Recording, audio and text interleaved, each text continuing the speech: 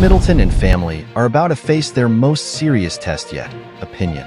There was a day, circa 1066 to 1953, when all a future king needed to learn was how not to fall off their horse when addressing their troops and to develop a real taste for killing small birds. School and formal education, you see, were for people who would one day have jobs or would need to earn money, since their ancestors had the misfortune of not having colonized the subcontinent. A holy cash cow. Sadly for Prince George, he was born at a time when the royal family had decided that raising their children, normally, was the plan. Even though his 13 years of schooling will lead precisely nowhere. This is not a kid who is ever going to need to bother to attend a job fair. However, when the Easter half-term break ends on April 17th, and he is dropped off at Lambrook School, just him, his Spider-Man lunchbox, and an armed security detail, it will not be business as usual.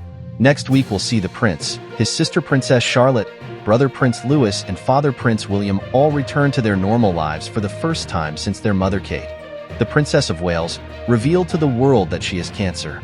And that means the Wales family is about to face their most serious stress test yet. It was only just over 2 weeks ago that Kate left the world reeling with her news. A development so closely guarded the UK media was only given 90 minutes warning. The timing of the video was no accident, going out 2 hours after the end of the school term.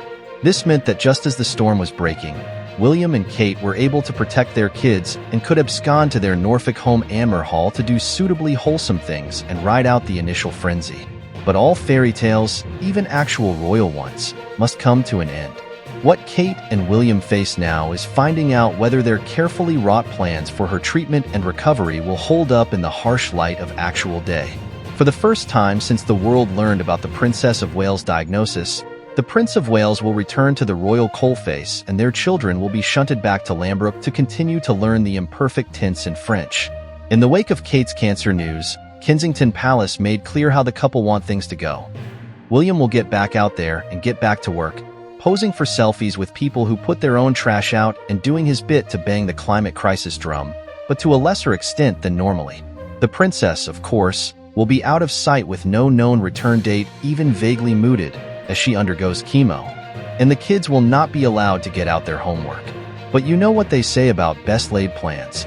The questions remain, will Prince William be able to juggle his princely duty while earning his Husband of the Year badge, all while contorting himself to manage it all like a Cirque du Soleil performer? What will actually happen when the Wales kids are back on the hand-hewn swing set at Little Lunch?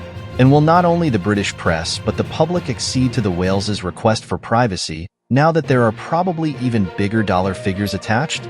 Take what William is going to be up against. You and I might not have a scepter to our names, but at least we are allowed to feel our feelings in private and not have to be put on display while going through something traumatic and deeply upsetting. We've got the better end of this bargain, I reckon.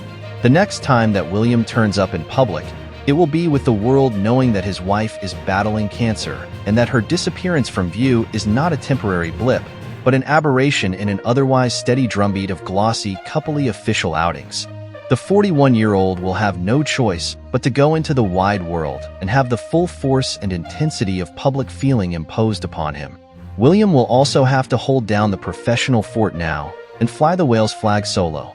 On a personal level, the prince will have to find some sort of vague balance between the millstone of his royal responsibilities, supporting his wife and being present and emotionally available for his kids.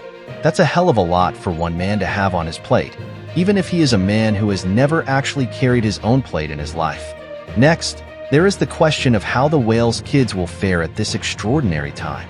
George might have a retinue of bodyguards who probably know 17 ways to kill someone using only their bare hands, but even they can't save him from schoolyard gossip. As a palace source told the Telegraph, George is 10 now and can't be shielded from any of this now. Once it's at the school gate and in the school playground, he won't be able to avoid it. It would seem that the Lambrook community has, and will continue to, rally around the family. However, there are limits, and kids, even ones who start their day with boiled quail's eggs and celery salt, are only kids. How will George, Charlotte, and Louis cope back at school where all their classmates and the world know their mom is unwell? Then there is the wild card element here, the public. It was only 3 short weeks ago that William and Kate were secretly filmed by a member of the public while leaving the Windsor farm shop, footage that saw social media lose what remaining marbles it had left. If nothing else, this incident demonstrated just how incredibly valuable such footage could be. Last month, the Times associate editor Kate Mansi reported that, as part of her recovery, the princess will continue to go about her daily life. The media has been asked not to photograph her as she does so, whether that be dropping the children off at school or attending appointments.